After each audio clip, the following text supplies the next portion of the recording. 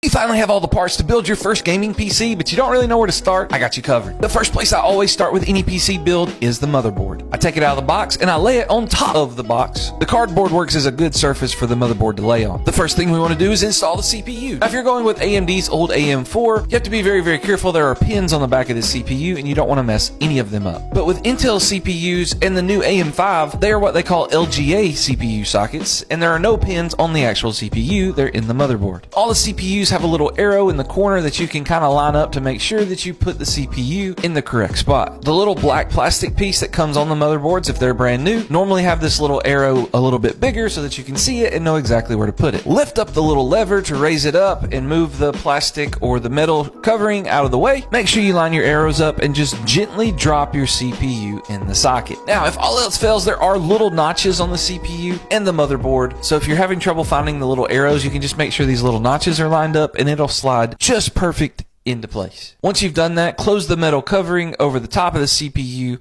and then close the lever. There will be some resistance here and it feels like you're going to break something, but as long as you are gentle when you dropped it in, you're good to go. Follow for part 2.